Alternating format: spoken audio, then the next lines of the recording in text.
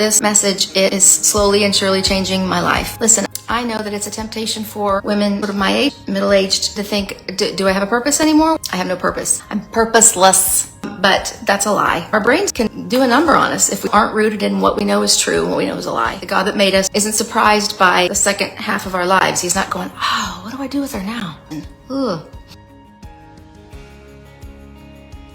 We were created for purpose. Every single person. And God created a purpose specifically for each of us. This, how to find your purpose. We're all called to love God, getting to have His presence in our lives and to guide us and comfort us and watch us and protect us, and the best counselor ever. So if we'll just ask Him. So it's a really good deal for us. Anyway, though, what we're supposed to do is to look for what your gifts already are.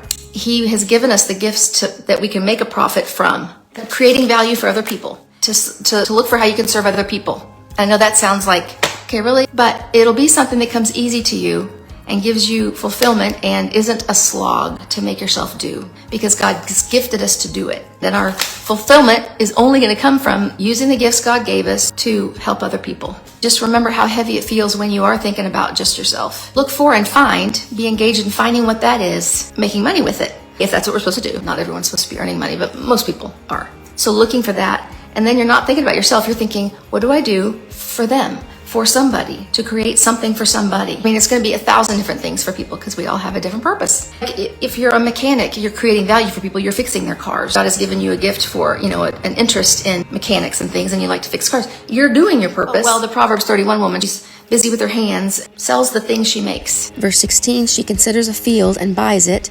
Out of her earnings, she plants a vineyard. She sees that her trading is profitable. Like, for instance, the people that I got this from.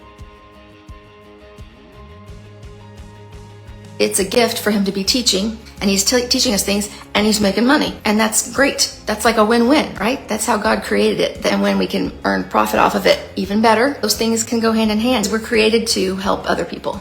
Encouraging people, if you're good at teaching people.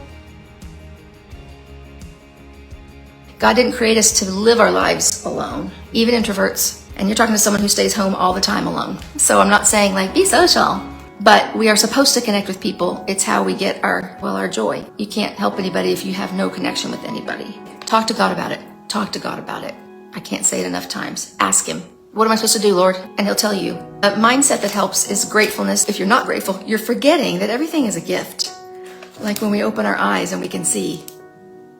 I mean, really, like basic gratefulness. We forget that we have a God that's with us, that we are not alone. When we think we are, like this all depends on me.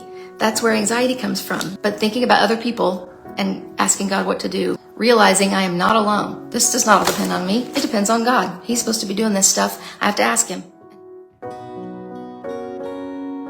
To have a joyful mindset. If we are more aware of the presence of God than we are aware of anything else. If we can constantly say, I am more aware of the presence of God with me right now, then that's bigger than anything that I'm lacking, bigger than anything that I need, bigger than anything that's upsetting. Because in His presence is fullness of joy. Stop it. I almost forgot about being very transparent, which I usually am to a fault, and did not tell you guys that if I found my purpose or not. And I'm going to say yes, at least for this season. God can have different purposes for us for different seasons of our lives. As far as the second part, the first and the third parts of it are going to be constant. When I started doing Facebook Lives like 9 years ago or something for my business, painting, every time I did one, I thought, I'm never doing that again, ever. I am annoying. I talk too fast. I'm scattered because of the ADHD. I can't collect my thoughts. It's just, it doesn't happen.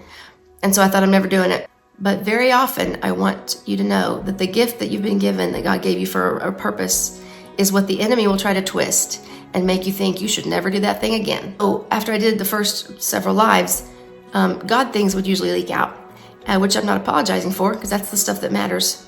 And at least one woman, usually several women, would say that helped so much when you said that thing, or thanks for saying it, or so I do another live. How selfish would that be if I were to say, I'm never doing it again because I feel stupid? So I kept making them, and it would always happen. So should I be doing these? Yes. So it didn't matter that I'm not good at talking, really. God showed me that, at least for now. And then working on videos was my purpose, is my purpose. Because I can't shut up about it. Editing is hard, but talking is easy. So look for ways that God may be quietly nudging you to do something that you've sworn you're not going to do anymore, because that might be it. Anyway, thank you for watching, and I hope that something helps in this. It will, it does. Not because of me, but because of the truth that it is. That's what I wanted to say.